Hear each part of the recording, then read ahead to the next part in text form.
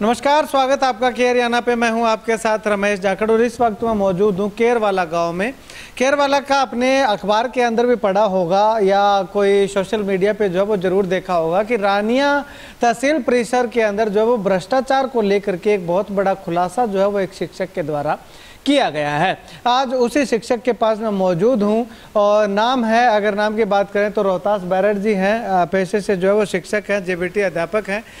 इन्होंने जो है वो एक तहसील परिसर के अंदर लगातार चल रहे भ्रष्टाचार का पर्दाफाश करने का काम किया है और आरोप जो है वो लगातार तहसील परिसर पे लगा रहे हैं। चलिए इनसे बातचीत करते हैं कि आखिर क्या कुछ है, लेकिन उससे पहले मैं आपको बता दूं कि इस मामले में सूचना जो है वो मुझे अब तक इतनी ज़्यादा नहीं मिल पा रही है। जो ये आरोप लगाएंगे ये इनकी निजी राय है। रोहतास जी, अगर बात करें तो आपने जो है वो पहले भी सोशल मीडिया पे मैंने देखा है, न्यूज़पेपर में भी पढ़ा है, काफ़ी आरोप, संगीन आरोप जो है वो लगाए हैं कि तहसील परिसर के अंदर जो है वो आपसे पैसे मांगे जा रहे हैं रजिस्ट्री के नाम पे। क्या पूरा मामला क्या है? मैं 10वें महीने की 10 तारीख को रानिया तहसील में रजिस्ट्री करवाने के लिए गया था। हमारा परिवार का कुछ डिस्प्यूट मामला था। कम से कम हमारे परिवार के 20 लोग वहाँ थे, जिसमें ब्लड रजिस्ट्री थी और फैमिली तबादला और रिलीज़, इस तरह करके हमारी 9 रजिस्ट्रियाँ कुल थी। हम रजिस्ट्री करवाने के लिए गए, हमारी रजिस्ट्रियाँ बिल्कुल तैयार थी। 20 हमारे परिवार के सदस्य थे। हमारे जो परिवार के, हम बड़ी दूर दूर से उनको वहाँ से लेके आए थे। उन्होंने रजिस्ट्री करवाने को उन्होंने ये कहा कि एक रजिस्ट्री के 3000 रुपये आपके लगेंगे। अच्छा। तो हमने ये रजिस्ट्रियाँ, मैंने उनको ये कहा भी जब हमारे कागज़ सारे सही है और हमारी फ़र्द बिल्कुल ओरिजिनल है तो हम 3000 रुपये किस बात के दें। उन्होंने ये कहा कि आप ये रजिस्ट्रियाँ लेके और आप नायब तहसीलदार, जो कि हरीश चंद्र बिजारनिया, उस वक्त उसकी ड्यूटी वहीं थी, तो वहाँ आप ये लेके रजिस्ट्रियाँ चले जाओ। हम वो रजिस्ट्रियाँ वहाँ लेके गए तो वहाँ उनका क्या होता है जी कि जब रजिस्ट्रियों के ऊपर कोई नीचे से मारक हो गया आ जाए ना, तो उनका एक कोडवर्ड होता है। उस कोडवर्ड का मतलब ये होता है भी ये पेमेंट नीचे आरसी के पास पहुँच गई है।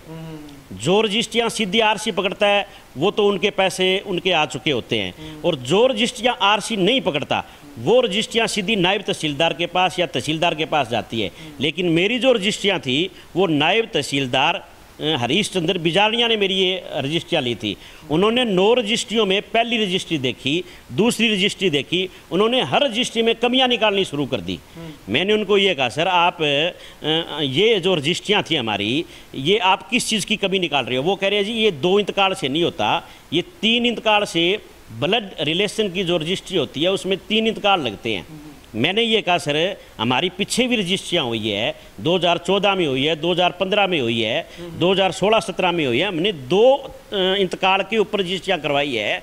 आज इस तरह क्या हो गया कि इसमें 3 रजिस्ट्रियाँ, ये 3 इंतकाल इसमें लगने, इसमें आप कह रहे हो भी 3 इंतकाल लगेंगे। उसके बाद भी इन्होंने यह कि पुश्तैनी ज़मीन होनी चाहिए। मैं कहा जी ये तो कमियाँ आप तब निकाल रहे हो, तब हमने ये पैसे हमने नीचे नहीं दिए। यदि हम ये नीचे पैसे दे देते तो आज ये हमारी रजिस्ट्रियाँ हो जाती, पूरी हो जाती। हाँ बिल्कुल बिल्कुल, हाँ। पूरी हो जाती। लेकिन हमारी ये रजिस्ट्रियाँ तब नहीं हुई, तब हमने नीचे आरसी को 3000 रुपये नहीं दिए जी। ठीक है। और उसके बाद आपने कहीं शिकायत की इस चीज़ की कि बिना पैसे दिए है जो है वो कमियां निकाली जा रही हैं, पैसे दे देते या और जो पैसे देते हैं तो उनकी जो है वो कमियां नहीं निकाली जाती? मैंने सबसे पहले एडीसी को शिकायत भेजी। उसके बाद मैंने आरटीआई इस तरह की लगाई भी, वो ये कह रहे हैं भी 2 इंतकाल से रजिस्ट्रियाँ नहीं होती, 3 इंतकाल से रजिस्ट्रियाँ होती हैं। मैंने एक आरटीआई लगाई, ये मैं ये अक्टूबर 2022 से आरटीआई लगा रहा हूँ, और आरटीआई का जवाब मुझे किस तरह आ रहा है कि आप तहसील में आके अवलोकन कर सकते हो। मैंने इनमें ये लिखा है कि आपने जो भी रजिस्ट्री की है, जितनी भी आपने ब्लड रिलेशन की रजिस्ट्री की है, चलो सारे रानियाँ हल्के की आप बात नहीं करते हैं, आप केरवाला और सादेवाला में जितनी आपने ब्लड रिलेशन की रजिस्ट्री की है या फैमिली की है या तबादला की है, इसमें आपने कितने इंतकाल लगाए हैं? जो भी आपने 2 इंतकाल से की है या 3 इंतकाल से की है। सबसे पहली बात तो ये जी।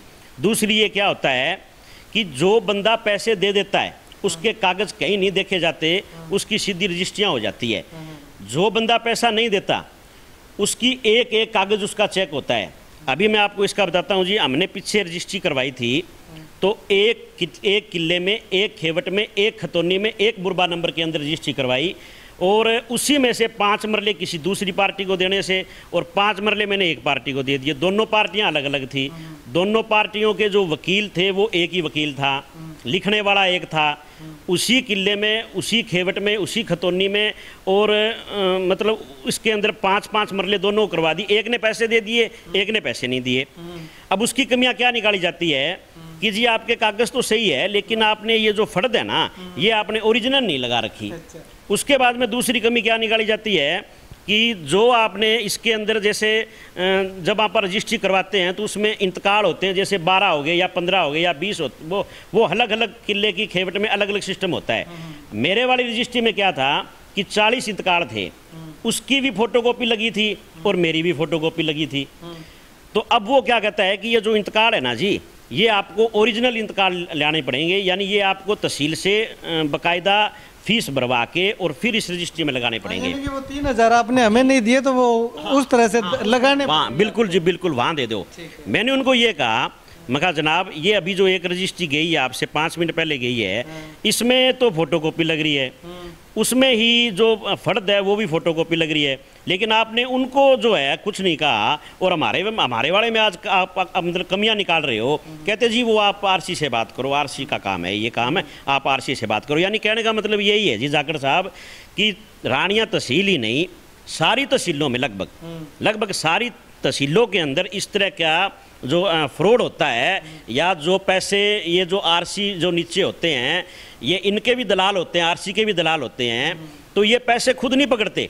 ये जो नीचे जो मतलब रजिस्ट्रियाँ करवाते हैं, या जो मतलब ये आरसी जो मतलब जिनको कहता है भी आप ये मेरे पास भेजो, तो वो आरसी फिर मतलब पैसे मांगता है, पहले फ़ोन भी चेक करता है भी तेरे पास फ़ोन वगैरह नहीं है क्या, फिर वो कहता है भी एक रजिस्ट्री के इतने पैसे लगेंगे। तो जी बात कुल मिला के ये है कि बिना पैसे के कोई काम नहीं चलता। ये तो एक चलो ये एक रजिस्ट्री की बात होगी। आप पटवारी के पास चले जाओ, अभी पटवारी का भी मेरे पास एक सबूत पड़ा है पटवारी का।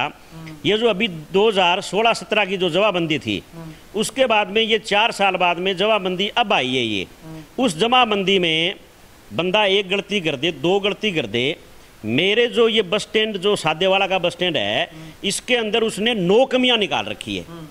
मैं उसके पास गया, मेरे साथ भी 1-2 आदमी और भी थे मेरे साथ।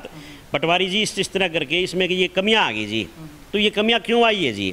तो पटवारी का क्या कहना था जी, सबसे पहले तो उसने सही तरीके से बात ही नहीं की।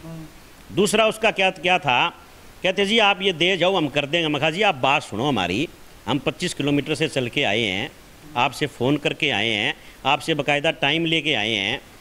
2000 ये जो 21-22 ये 22-23 की ये जो जमाबंदी निकली है, इसके अंदर हमारी ये कमियां हैं। वो कहते जी ये पीछे वाले पटवारी ने की है, उसकी सज़ा हम क्यों भुगतें। अच्छा।